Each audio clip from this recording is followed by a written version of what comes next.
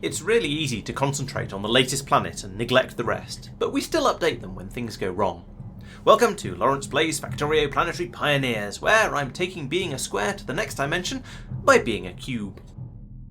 Our next stop is on Vulcanus, where the metallurgic, or orange, science packs weren't being made quickly enough. This planet has two science production systems. The simple but less efficient one down here that just makes the packs the traditional way, and then the Cubium enhanced version further up, which does crazy stuff with cubes and dreams, boosting the productivity to 3 times the normal amount. I think it's worth the extra effort. The feed from the old system will be cut off once there's 6,000 packs in the rocket silo chests, but they'll keep loading from the new system until they fill up completely at almost 30,000. Just in case though, we have an alarm set to alert us if the fancy system is struggling to keep up, and it sounded during the last stream. So I went over to investigate, since the fancy system is one of mine, and I reckoned it was largely down to a lack of cubes. This long belt loops round past all the machines that either use blue cubes to energise their reactions, outputting grey cubes, or that take in the grey cubes to re-energise them back into blue cubes using either cube jelly or copper. This was technically working, but we didn't have enough cubes on the belt to satisfy all the demands, so the system was lurching back and forth between making dreams and making science. To get this working properly, Sophia shipped some more cubes over from Cubium and we shoved them on the belt. I also expanded the cube re-energisation with copper by adding extra machines and speed modules because the previous quantity was insufficient. Checking that we have enough of these cubes is quite straightforward. First, we check the belt down here just after the re-energising and make sure that all the cubes coming through are blue. If there are any grey ones, it means that the re-energising isn't able to keep up and so more machines are required. In this case, they're all blue, so it's working nicely. This is one of those rare cases where it's actually good to see red lights on the assembly machines, and the sheer number of those red lights suggests that I might have got slightly carried away with the upgrade. Never mind, we'll call it future-proofing. The second part of checking the cubes involves looking down here. This belt is after all the machines that are using the blue cubes, so if there are any blues left on the belt at this point, we know there are enough of them, and we're seeing quite a few getting past, so this looks good. These mixed cubes then need re-energising, as I said, so we first pass them to the machines that turn jelly and grey cubes into water and blue cubes. Because we need the water, this bank gets priority on the greys, and we can see that they're all running. Sadly, this doesn't seem to be producing enough water for the dream solutions. The tank here is gradually draining, which will cause a knock-on problem and prevent us concentrating on our dreams. In the long run, this is therefore the limiting factor in how quickly we can produce the science packs. As you can see, the Dream Concentrate tank is also gradually draining, and when it does, the science production machines won't run 100% of the time, which is a shame. Sophia also brought over some extra yellow cubes from Cubium because this belt felt very borderline. We've now got a lot more than we strictly need, but again, I'd rather have too many than too few. Is this enough? Well, that's a tricky one to answer and depends on a number of factors. We are currently doing science at roughly 2,700 per minute, but that's after all of our productivity bonuses. If we check the consumption graph on Norvis, we can see that science packs like red, green, blue and orange are being consumed at about 900 per minute. That tells us that we have a roughly plus 200% effective productivity, i.e. tripling the effectiveness of the system, which is quite impressive. But that's just for the ones that go into everything. If we now take a look at metallurgic science packs over the last 10 hours, you can see there are spikes and troughs depending on whether the particular research being done at that time required the orange juice, or whether it was focusing on organics, or electromagnetic, or one of the modded packs. And so we can see here that whilst the consumption has peaked at that 900 packs per minute, on average we've only been using 177. That's a lot less, and these peaks can hopefully be smoothed out by buffers in the system. So, back over to Vulcanus, and the rate calculator tells us that these machines are theoretically capable of producing 500 per minute, but we've seen that they're not always going to run at full speed. The production graph shows us quite the roller coaster, but I think we can work out what's been going on in here and get some nicer estimates. Here, we can see the system running as normal. There are times when nothing is being produced because there's no demand, then Norvis uses a load of packs, the ship comes over to ask for more, and there's a flurry of rocket launches. During the idle time, the concentrated dream tanks will have filled back up, so we get this brief burst of producing science at full speed, giving us these spikes up to 500. This drains the tanks, and then it drops back down to the sustainable speed of about 220. This can be maintained indefinitely, but is only about a quarter of the maximum consumption rate on Norvis.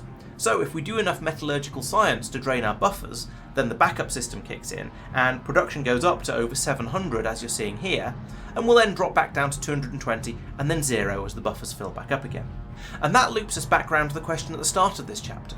Is that enough? Unfortunately, there isn't a simple answer. If Vulcanus gets time to fill up completely, then it can ship out more than 20,000 science packs from its buffers before the less efficient production kicks in. That's almost 3 full loads for the Richard Dean Anderson spaceship, and with our science productivity, 60,000 packs worth of research. That's enough for the next low density structures productivity research, but not enough for another artillery range upgrade. But that's only for causing low efficiency production to kick in. There are other buffers. There's up to 40,000 in the Norvis landing area, potentially another 40,000 total in the 4 lab blocks. I reckon that if we don't mind the old system kicking in, we have around 130,000 packs made and sitting in the various buffers, enough to last more than 2 hours, in which time we'll have produced another 85,000. Or to look at it the other way, when both production systems are running, our buffer is being depleted at 300 per minute. So that's 7 hours of science, or 1.1 million research points. I think we'll be okay for a while longer. We'll just be alerted by the alarm when we do some big researches. And I bet in that time, something else is going to break. I mentioned right at the start of the video that Sophia had brought some extra cubes over, both blue and yellow. To do this smoothly, he did a bit of extra work on Cubium, fixing up a system that had never worked quite as it should.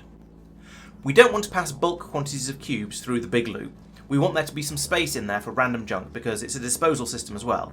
And this is why Mike set up a system to count cubes in and out. And so we have this belt here which bypasses the entire loop and feeds directly to the rocket silos. Previously, the cubes were just fed into the rockets, and then as they de-energise and re-energise, they'd oscillate back and forth every hour and a half between blue and grey.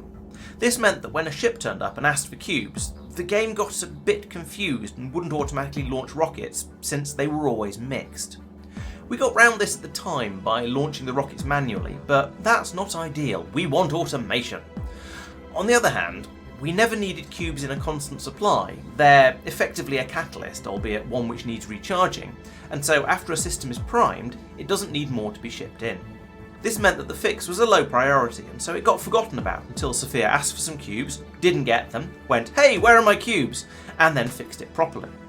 Since the cubes last for an hour in the grey state and only half an hour in the blue state, it was decided it was better to try to ship them as greys, and so grey cubes flow up the belt here, are loaded into the chest and then the rockets, but then if they re-energise themselves back into blues, they get taken out, dropped onto this belt to be passed down to these chests to think about what they've done until they calm down a bit, go back to grey and can be let out to play again. A simple priority splitter here ensures that any recirculated cubes will be passed in before new ones to ensure the system doesn't overflow.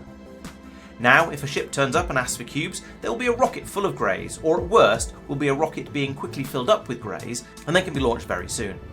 By the time they get to the other end, they could be in either state, but downstream shipping is much less fussy about total numbers, and so dropping a mixture is fine.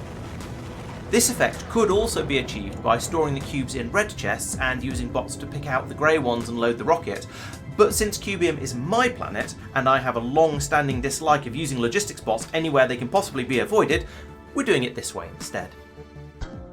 We've also had a few other little jobs done around the solar system. On Maluna, the glass supply ground to a halt, meaning that we couldn't make any more space science packs. Mark traced this back to a stone shortage. Glass is produced from sand, which is made by crushing stone, preferably the byproduct of extracting the iron from the metallic asteroid chunks, but that's difficult to balance. We've had times when there's been too much, and so there are some inserters here to void it by dumping it onto the ground. Maluna is a strange place. But at other times, there's been a lot more demand. Mark fixed this nice and simply by putting in a new stone mine over here, belting the stone back over, and adding it in as a low priority feed. I'm quite surprised to see that we had a shortage, but also sometimes throw it away. But that's how Factorio goes sometimes. Back on Vulcanus, Sophia has added in even more rocket silos to ship tungsten beams up to spaceships. I'm not sure, but I have a feeling this might be because of the massive quantities of tungsten he needed on Castra to make the enormous numbers of artillery shells that we talked about last time. And finally, back over on Foliax, Mark has built up a buffer system for the science packs. This is a little bit reminiscent of what I was saying about Vulcanus earlier.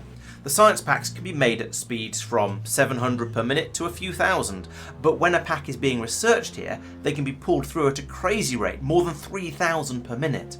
This is partly because the labs are very, very fast, but also because each piece of research only takes 10 seconds, making it appear much, much faster than a normal Norvian research. And so, if the packs are being used up at almost 5 times the rate they're being made, we need a large buffer to keep the system going. This is exactly what Mark has implemented here. These chests stockpile almost 40,000 of each pack, ensuring that the supply can be maintained for a while, even when there's a big research running. And on that juicy note, it's time to end. I hope you've enjoyed taking a look out away from Pelagos for the last couple of episodes, but don't worry, I'm sure we'll be back there soon. We've not seen any rockets yet, so come and join us on stream on Monday at 7:30 PM UK time to see if we've managed to escape yet. If you'd like to give Planetary Pioneers a try yourself, you can grab the mod from the Factorio mod portal. Use the seed 11111 to get your own copy of our universe. I'll also be back on Wednesday at 8 PM for a solo stream. As of recording, I'm playing Factorio Fun Mode, but I might be on something else by the time you see this. These videos also come out every Thursday and Friday, so please make sure you're subscribed so you don't miss out. Thanks for watching, and I'll see you next time. Bye bye.